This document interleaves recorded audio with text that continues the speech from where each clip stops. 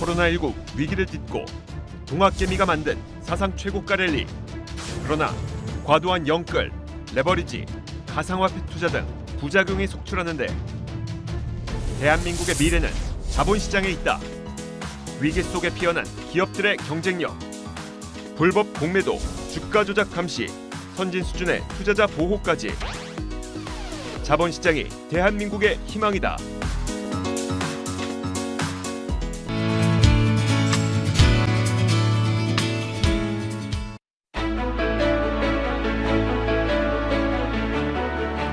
시청자 여러분 안녕하십니까? 출발 성공 투자 박민영입니다. 네, 안녕하세요. 김영롱입니다. 저희가 경제방송이다 보니까 네. 아무래도 이 증시 분위기에 따라 일할 맛이 나냐 아니냐가 조금 결정이 되는데 감정 기복도 좀 있어요. 네, 어제 오늘 조금 다운된 느낌입니다. 오늘 새벽 마감된 뉴욕장도 분위기 좋지 못했죠. 10년물 국채금리가 1.57%까지 상승했고 법인세 인상 이슈 부각되면서 3대 지수 모두 내렸습니다. 여기에 나스닥 지수는 또 급락으로 진행이 됐고요. 옐런 재무장관이 부채 한도 협상 이게 연장되지 않을 경우에는 디폴트 가능성이 있다 이렇게 언급하면서 네. 또 우려를 키우기도 했는데 걱정입니다. 어제 우리장 외국인 1조 원 선물 매도했고요. 이걸 또 기관이 현물 매도로 이어갔습니다. 우리 시장 그리고 뉴욕장 글로벌 증시에 대한 걱정이 좀 앞서네요. 그렇습니다. 특히 개별 지수로 봤을 때도 필라델피아 반도체 지수가 3% 이상 좀 급락을 했거든요. 네. 최근 들어서 우리 시장에서 그래도 삼성전자와 SK하이닉스가 좀 버텨주고 또 외국인들의 매수세도 나타나다 보니까 드디어 이제 4분기 앞두고 좀 가나라는 긍정적인 기대감들이 있었는데 또 간밤에는 관련 지수가 이렇게 급락을 했고 특히 어떤 장비 업체들을 중심으로 투자 의견도 계속 하향되는 모습이었습니다. ASML 같은 경우에도 주가가 6% 이렇게 빠져버리니까 우리 증시도 영향을 안 받을래 안 받을 수가 없고 특히 반도체 장비부터 대장주들까지 오늘 흐름들 좀 꼼꼼하게 짚어봐야 될 것 같은데요. 참 마음이 무겁습니다. 네. 무거운 마음으로 시장과 이슈들, 종목별 투자 전략 오늘 또 어떻게 시장 대응할지 고민해 보도록 하죠. 첫 번째, 어제 우리 시장도 만만치가 않았지 않습니까? 얘기를 해준 것처럼 코스피와 코스닥이 각각 1.2%, 그다음에 2.1%씩 급락을 하는 모습이었고 네. 장중 내내 전반적으로 힘이 쭉쭉 빠지는 모습이었습니다. 기관의 매도세가 좀 크게 나타나면서 코스피가 조정을 받는 모습이었고 그나마 긍정적이라고 할 수 있는 것이 외국인의 순매수세가 끊기지 않았다라는 점 정도. 그런데 얘기해 준 것처럼 어제 선물 시장에서 외국인의 매도가 좀 세게 나와서 오늘 또 수급 흐름이 어떻게 바뀔지 좀 지켜보셔야 될 것 같습니다. 네. 코스닥 같은 경우에는 외국인들이 2천억 원 그리고 기관 역시 2,300억 원 이상 팔자를 기록하면서 좀 낙폭이 커졌었는데 코스닥 대비해서 코스피 그리고 대형주 쪽으로 그래도 외국인들이 다시 사고 있다라는 점은 우리가 이전부터 계속 알아왔었던 그런 변화들이었지 않습니까? 그런데 좀 코스피 쪽에서도 좀 힘이 빠지다 보니까 어느 쪽에서 좀 긍정적인 면을 찾아볼 수 있을까 하다 보면 그래도 외국인의 매수세에 한번 계속 기대를 걸어보자라는 생각들은 하게 됩니다. 다음 장을 보시면 9월장 들어서 그래도 외국인의 순매수세가 이어지고 있거든요. 코스피 네. 시장에서 1조 7천억 원 순매수세가 이어지고 있습니다. 기관의 매도세가 계속 부담이 되고 있긴 합니다만은 그래도 정말 오랜만에 외국인들이 돌아섰다라는 거에 대해서 긍정적인 얘기들이 많이 나왔었고 정말 3분기 힘들었으니까 나중에 하반기로 가면 갈수록 연말로 가면 갈수록 좋아질 거야 라는 긍정적인 얘기들이 사실 어제 미국 증시 급락 이전까지는 참 많이 나오긴 했었습니다. 네. 그래서 이 기간 동안에 그러니까 9월 들어서 외국인들이 어떤 종목을 가장 많이 샀을까에 대해서도 한번 조사를 해봤더니 1위와 2위는 계속 강조를 해드린 것처럼 삼성전자와 SK 하이닉스였습니다. 이외에 3위부터 10위까지 우리가 참 많이 다뤘었던 전기차 관련해서도 있었고요. 철강 관련해서도 있었고 SK 그룹주들도 많이 포진이 돼 있는데 이 중에서 박민영 앵커는 특별히 좀 눈에 띄는 종목이 있을까요? 사실 9월 1일부터 28일까지의 수급 현황인데 네. 어제장만 놓고 봤을 때는 살짝 걱정되는 게 이제 LNF 급락 나왔고 네. SK 바이오사이언스도 좀 크게 밀리면서 백신 관련한 종목들에 대한 관심도도 좀 꺼졌다라는 점. 반면에 또 OCI는 어제 급등해줬고 SK 이노베이션도 소식에 상승했기 때문에 이게 외국인 수급만 믿고 또 덜컥 샀다가 걱정스럽다라는 생각은 드는데 그래도 좀 1, 2위권이 좀 잘 가줬으면 좋겠다라는 기대는 있어요. 얘기해 준 것처럼 그 지금 끌어내리고 있는 주체가 기관 쪽이지 않습니까? 그래서 기관의 수급 상황도 물론 면밀히 살펴봐야겠습니다만은 오늘 어쨌거나 참 오랜만에, 왜냐면 사실 삼성전자나 SK하이닉스는 항상 눈여겨보는 종목이다 보니까 또 반대로 이렇게 집중적으로 다루는 경우들은 좀 적더라고요. 네. 그래서 이제 삼성전자 얘기를 조금 더 해보도록 하겠습니다. 실적 시즌을 앞두고 삼성전자에 대해서도 어쨌거나 긍정적인 얘기들은 계속 나오고 있습니다. 피크아웃 우려가 분명히 있었는데도 불구하고 증권가에서 리포트 내놓는 거 보면 실적에 대한 기대감들 계속 어필을 해주고 있는 상황이거든요. 영업이익 전망치도 이 빨간 선 보시면 증권사에서 영업이익 컨센서스를 내놓고 있는 상황인데 이 흐름 자체는 아실 거죠? 매 분기마다 초반에는 증권사에서 좀 보수적으로 잡았다가 실적 발표일이 다가오면 다가올수록 좀 높아지는 게 사실이긴 합니다. 그런데 한 가지 눈에 띄었던 것이 국내 증권사의 지금 평균 영업이익 전망치가 15조 7천억 원 정도 되어 있는데요. 엊그저께 키움증권에서 17조가 넘는 영업이익 얘기가 나왔죠. 17조 2천억 원이 나왔고 어제 JP모건에서도 보고서를 하나 내놨는데요. 16조 2천억 원의 영업이익을 전망했습니다. 네. 메모리 가격 어쨌거나 지금까지는 그래도 견조한 흐름을 기록하면서 IM 부분 좋을 것이다 라는 얘기를 했습니다. 뭐 하반기 들면서 어떻게 될지 모르겠습니다만은 3분기에는 어쨌거나 좋게 반영이 될 거다라고 판단을 하는 모습이었고 스마트폰 분야에서도 잘 팔렸으니 특히 폴더블 폰 이번에 반응이 좋았지 않습니까? 실적에 도움이 될 것이다 라면서 다들 좀 높게 잡는 모습인데 시장의 눈높이가 점점 높아지고 있는 거고 여기에 대한 어닝 서프라이즈 기대감들도 지금 나오고 있는 것이 사실입니다.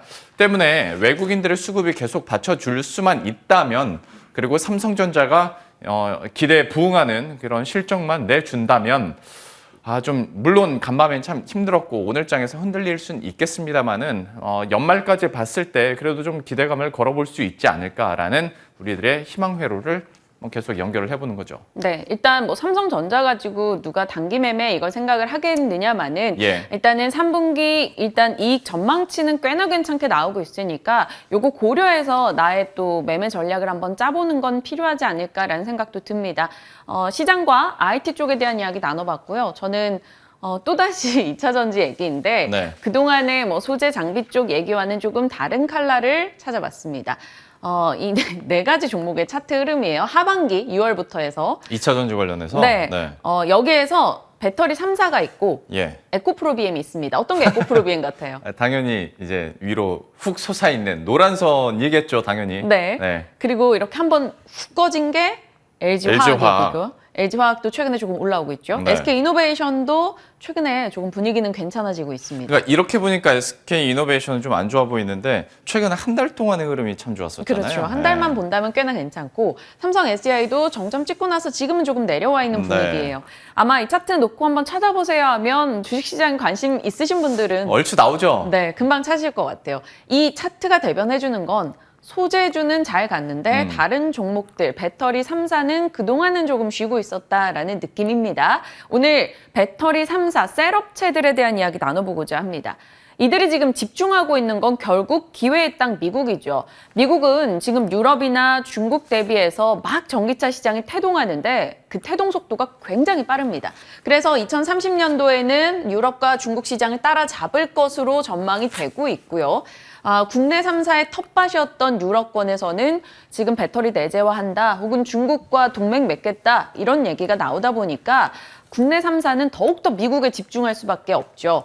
미국 경쟁은 중국이 조금 배제돼서 경쟁 수월하고 대형 고객사 다수 포진되어 있고 그리고 최근 미국에서는 자체 생산된 부품을 탑재해야지 관세를 좀 줄여주는 정책이 나오고 있기 때문에 결국에는 미국에서 속도가 난다라는 거죠. 전기차 대중화 속도가요. 그래서 지금 미국 시장을 공략하기 위해서 배터리 3사는 굉장히 노력하고 있는데 어제 또 나온 소식이 있죠. 기존에 조금 알려졌던 소식입니다만 SK이노베이션과 포드가 각각 5조 원 이상씩 내서 10조 원의 미국 최대 배터리 공장을 건설할 거다. 테네시주, 켄터키주 각각 두 곳과 한 곳입니다. SK이노베이션이 포드와 손잡고 합작법인 설립했던 건 다들 아실 거고 대규모 투자 공장 소식이 전달이 됐습니다. LG엔솔도 GM과 이미 손잡고 미국을 공략하고 있는 상황이고 연내에 삼성 SDI가 누구와 손잡을지가 공개가 될 겁니다. 이게 조금 빨리 나와야지 주가 그렇죠. 선택하는데 고민이 조금 덜하지 않을까 싶기도 한데요. 이렇게 미국 시장에 이들이 투자하려고 하는 이유는 앞서 언급드린 내용이 기반이 되는 거고요. 이 배터리 3사에 남아있는 하반기 주요 일정들, 주가나 실적에 영향을 줄 만한 일정들 체크하죠. LG 엔솔은 10월 IPO 여부, 상장 계속 좀 뒤로 밀리고 있는 분위기고요.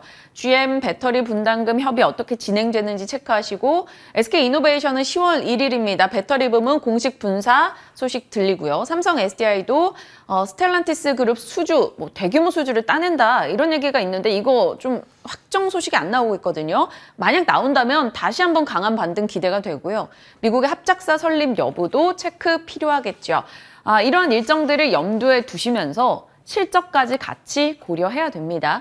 일단 실적은 LG 엔솔과 SK이노베이션은 조금 걱정스럽고요. 삼성 SDI는 3분기 최대 실적 전망된다라고 하죠. 그런데 반대로 수급적으로는 최근에 외국인은 LG화학과 SK이노베이션을 사고 있어서 어떻게 전략을 짜야 될까 궁금해집니다. 그동안 좀 부침이 많았던 LG 엔솔이 반등을 하니까 네. 이거 좀 살 땐가 싶기도 하고 삼성 SDI도 좀 쉬었으니까 들어갈 땐가 싶기도 하고 고민스럽네요. 저는 이렇게 들으면서 좀 다른 생각을 해봤어요. 혹시 이전 장 보여줄 수 있으면 LG 에너지 솔루션이나 SK 이노베이션 같은 경우에 지금까지 어떤 분사 이슈나 이런 것 때문에 좀 부침이 있었잖아요. 네. 상대적으로 삼성 SDI가 좀 치고 올라갈 수 있는 기회는 분명히 있었던 것 같은데 다 일정이 무슨 여부 확실히 얘기를 안 해주고 투자 한 대 하면서 하반기에 계속 흘러가고 있다 보니까 아까 우리 주가도 흘러내리는 거 봤잖아요. 이 부분도 좀 아쉬운 것 같고 셀 업체들 어쨌거나 대장주니까 보긴 봐야 될 텐데 지금으로서 뭘 픽할지에 대해서는 여전히 좀 고민이 되는 게 사실인 것 같습니다. 네. 삼성 SDI는 사실 악재가 없었다라는 게 부각이 되면서 올라갔던 거라서 그렇지. 이제는 호재가 될 만한 이슈를 내줘야 된다라는 위치인 거죠. 그러게요. 다들 구체적인 숫자를 내놓고 있는데 삼성 SDI가 언제쯤 구체적인 또 뉴스들을 내놓을지도 한번 지켜봐야 될 것 같고 이런 셀업체들에 대해서 어떤 투자 의견과 전략이 가능할지도 한번 지켜보도록 하겠습니다. 2차 전지 살펴봤고요. 마지막은 통신주입니다. 어떤 특정한 뉴스가 갑자기 나왔다기보다 저희가 어제 컨텐츠 얘기를 하면서 네. 결과적으로 기승전 통신주 얘기가 몇 번 나오다 보니까 한번 다뤄드려야겠습니다라고 말씀을 드렸고요. 그래서 오늘 잠깐 간단하게 살펴보도록 하죠. 일단 통신주, 통신 3사에 공통적으로 나오고 있는 모멘텀 같은 경우에는 5G 가입자가 계속 늘어나다 보니까 가입자당 매출액도 당연히 높아질 수밖에 없습니다. ARPU다 SK텔레콤 그리고 KT가 같이 올라가는 모습이고요. LGU+가 지난 2분기 이후에 약간 주춤하긴 합니다만은 전반적으로 실적에 대한 기대감들은 나오고 있습니다. 그리고 SK텔레콤도 그렇겠지만 KT와 특히 LGU+ 최근 들어서 다시 한번 배당 확대 기대감들이 점점 더 커지고 있기 때문에 통신 3사에 대해서는 또 연말 배당 매력 이슈와 함께 좀 긍정적인 얘기들이 나올 수가 있을 텐데요. 다만 어제도 언급드렸지만 통신 3사가 각각의 바라보는 지향점이나 모멘텀들, 투자 포인트들이 좀 달라요. 그래서 그림 한 장씩으로 간단히 느낌만 보도록 하겠습니다. SK텔레콤 분할 이슈입니다. SK텔레콤 이제 사업회사와 그리고 이제 지주사 그리고 이제 투자회사로 나눠서 좀 더 각각 양분을 하고 가치를 높여가겠다라는 거기 때문에 SK텔레콤은 어떤 통신 부문보다 이제 분할 이슈가 계속 부각이 될 수밖에 없고 다음 KT입니다. KT는 비통신 부문에서 계속 활약을 하고 있고 미디어 콘텐츠와 그리고 금융 쪽으로 모멘텀이 계속 작용을 하고 있습니다. 때문에 KT 같은 경우에도 통신 부문보다는 지금으로서는 콘텐츠와 그리고 K뱅크 금융 쪽으로 얼마나 시너지를 낼 수 있을 것이냐 여기에 대한 얘기들을 많이 하게 되고요.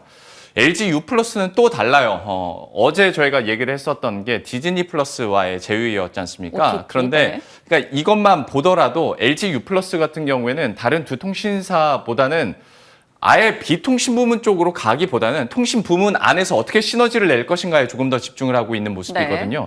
하다 보니까 여러분들이 이 통신 3사를 보실 때도 각각의 모멘텀들이 너무 방향성이 다르다 보니까 고르실 때도 좀 어디에 초점을 맞추느냐에 따라서 원픽이 골라지지 않을까 싶어요. 통신하면 또 배당 얘기도 계속 나오고 있으니까 배당 관련해서도 포트를 좀 구성을 해본다면 관련한 사업부 내용들 잘 참고하셔서 넣어보시길 바랍니다.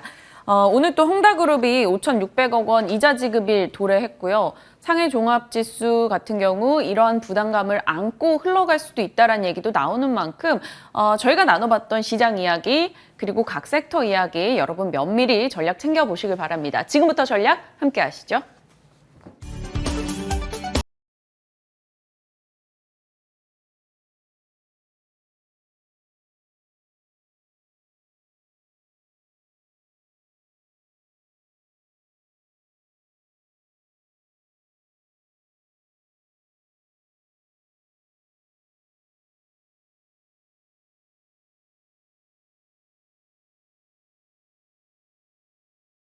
전반적으로 분위기 자체가 좀 무겁긴 하죠. 투자 전략 어떻게 세울 수 있을지 그리고 시장 판단 어떻게 할 수 있을지 이분과 함께 이야기 나눠보도록 하겠습니다. 한국투자증권 이프랜드예요. 박재영 차장과 함께합니다. 어서 오십시오.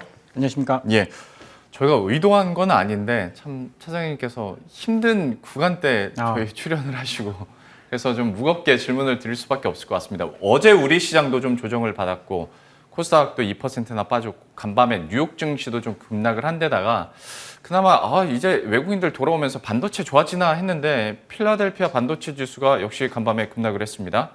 좀 어떻게 시장 읽고 계십니까? 일단은 최근에 이번 주 들어서부터 조금 불안한 감들은 있었습니다. 물론 이제 추석이 끝나고 나서 그런 현상들이 나타났는데요. 우리가 8월 초에 좀 조정을 겪었지 않습니까? 네. 8월 초에 이제 반도체 중심으로 이제 하락을 많이 하면서 주가가 많이 빠지고 8월 중순 이후부터 반등이 나왔었는데 그 반등이 사실 삼성전자나 이런 쪽의 반등은 아니었어요. 그러니까 종목 장세가 좀 연출이 되면서 중소형주가 급등을 했었거든요. 그렇죠. 네.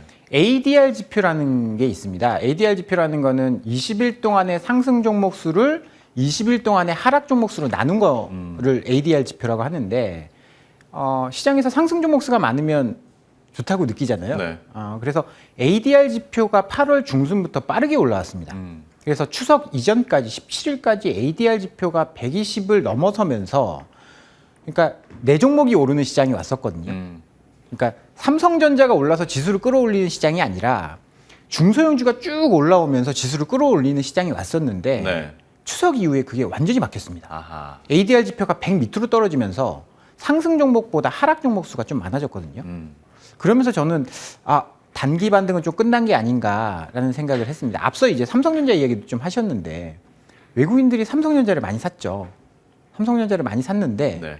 외국인 수급이 삼성전자에 쏠리면서 외국인은 다른 종목들은 또 팔았거든요. 네. 이런 움직임이 나오면서 시장에서 우리가 8월 달에 걱정했었던 것들, 8월 달에 걱정했었던 것이 뭐 테이퍼링 이슈도 있었고 네. 외국인들이 반도체를 많이 팔고 우리나라 주식을 많이 팔고 이런 문제들이 있었는데 이런 문제들이 개선이 되는구나 라는 것들을 한번 고민을 해보는 그런 시간이 된 거죠. 외국인이 샀는데 뭘 샀나? 반도체를 사긴 샀는데 삼성전자만 샀네? 우리나라 시장을 산 건 아니네? 이런 우려들이 조금 이제는 조금 커지고 있는 것이 아닌가라는 생각이 좀 들었고요. 그래서 네. 종목 장세까지 끝나버리면 지금 보시면 이제 금리가 급등을 하고 환율이 어제 1,180원을 넘어섰거든요. 네. 작년 9월 이후 최고치입니다. 이게 우리나라 증시에 그렇게 좋은 현상들은 아니에요. 아니죠. 예. 외국인들이 주식을 사고 있긴 하지만 삼성전자만 사고 있기 때문에 우리나라 주식을 산다라고는 조금 생각하기 어려운 거고 환율도 오르고 금리도 오르고 뭐 외국인도 팔고 이런 현상들이 나타나면서 개별 종목까지 떨어지는 그런 시장이 지금 연출이 되고 있는 거라서 조금은 우려스럽긴 합니다. 단기적으로는 조금 조심을 해야 되는 구간이다라고 봐야 될 것 같습니다. 그러니까 이럴 때가 전형적으로 상대적인 박탈감 좀 많이 느낄 수 있는, 그러니까 지수가 약보합권을 기록했더라도 내 종목은 더 떨어지는, 체감 지수가 더 떨어지는 그런 시장인데 좀 조심을 해야 되는 구간에 온 것 같다라는 얘기를 해주셨고, 실제로 삼성전자의 외국인의 매수세가 진짜 쏠려버리다 보니까 다른 종목들은 더 좀 박탈감을 느낄 수밖에 없는 모습이고, 또 간밤에 뉴욕 증시도 힘들었으니 오늘 시장도 좀 마음 단디 먹고 좀 대응을 잘 하셔야 될 것 같은데, 그러면 종목군들도 얘기를 한번 해보도록 할게요.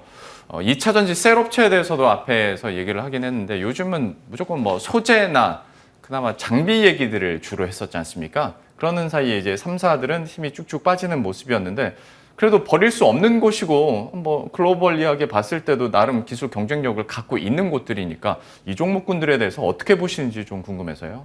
저는 어제 SK 이노베이션의 투자 계획 발표하고 나서 네. 약간 공포감이 들었거든요. 왜요?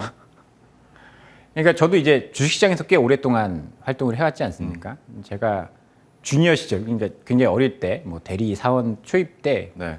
LED가 굉장히 핫했어요. 예. 그때 이게 우리가 주식시장을 쭉 보다 보면 이제 삼성전자라는 거는 이제 원픽이고 네. 가장 이제 시가총액이 큰 종목이고 그때 가장 핫한 종목이 뭔가를 살펴볼 때는 코스피의 시가총액 2위 종목이 뭔가, 코스닥의 시가총액 1위 종목이 뭔가를 보면 서울 반도체. 그렇죠.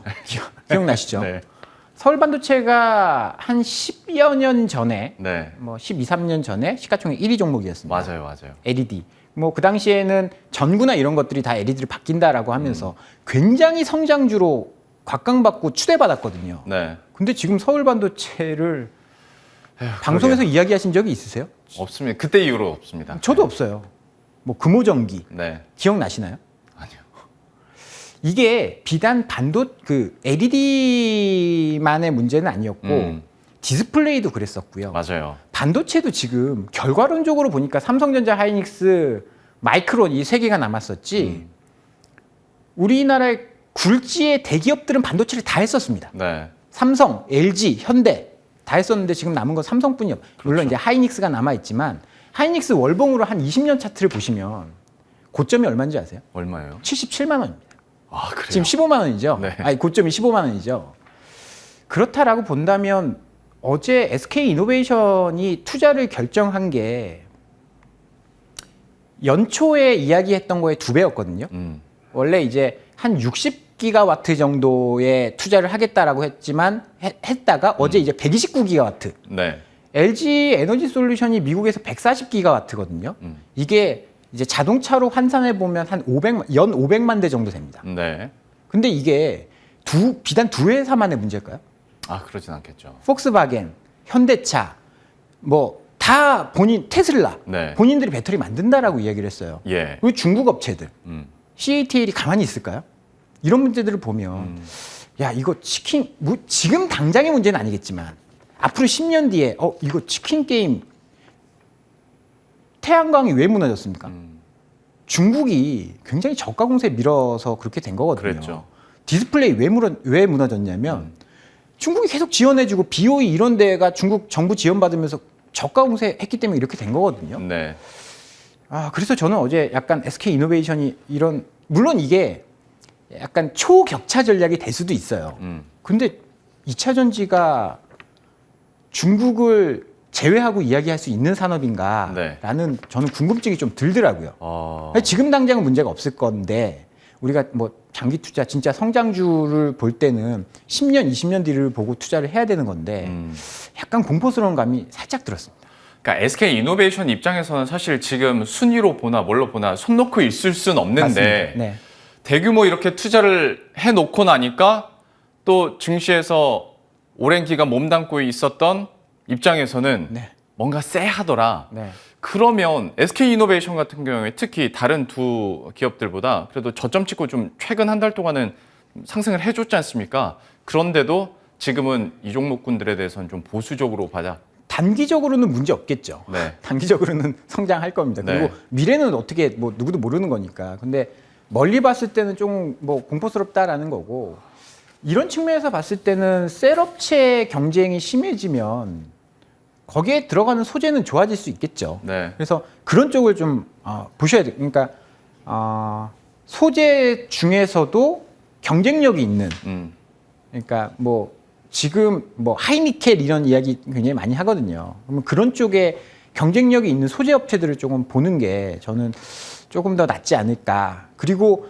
굳이 내가 이렇게 투자를 하고 싶다라고 하면 사실 누가 성공할지 몰라요. 네. SK가 이길지 LG가 이길지 삼성이 이길지 누구 모르지 않습니까? 네. 그러면 ETF를 투자하시는 저도 게 방금 그 말 하려고. 분산해서 다 같이 투자하는 게 저는 맞아요. 네. 왜냐하면 미래는 누구도 알 수 없는 다 주식시장은 다 결과론이거든요. 네. 다 끝나고 나서 이거 봐, 내가 삼성이 될 줄 알았어.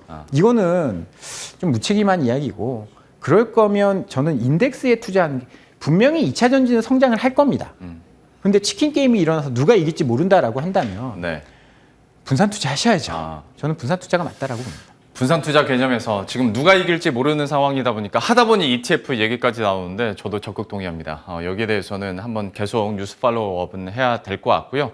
2차 전지에 대해서는 이 정도로 마무리 짓겠습니다. 통신주는 오랜만에 그냥 한번 투자 의견을 여쭤보고 싶어요. 현재 구간에서 또 연말도 다가오는데 통신주에 대한 투자 의견 좀 간단하게 짚어주시겠어요? 작가님한테도 이야기했는데 저는 공기업이나 이런 데는 관심이 없습니다. 이거는 굳이 투자를 해야 되나? 네. 지금 통신주가 관심을 받는 이유는 아까 뭐 투자 포인트를 몇 가지 이야기를 하셨지만 그냥 안 좋은 시장에서 방어주 성격이라고 저는 생각을 해요. 네.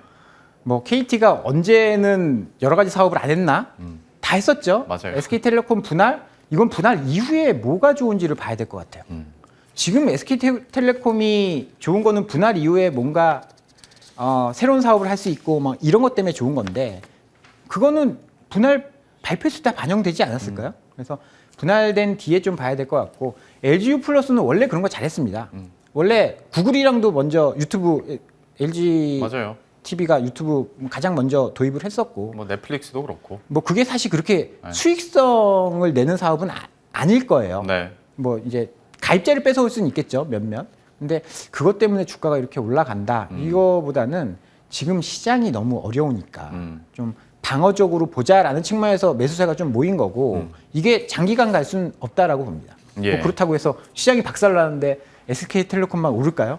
그러지도 않죠. 그것도 예. 아닐 거예요. 그러면 단기적으로 보시는 게 맞다라고 보고요.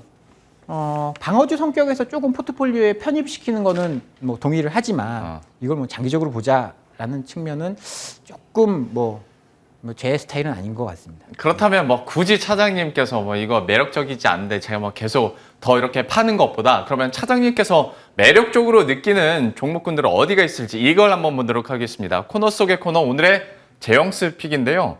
국제유가, 천연가스, 좀 굵직굵직한 시장으로 갑니다. 좀 어떤 종목과 전략 가지고 계신 거예요? 미국장이 3% 빠졌는데 네, 뭐가 좋다 이렇게 이야기하기가 난감하죠? 난감하긴 네. 한데, 미국 시장이 하락한 이유는 금리입니다.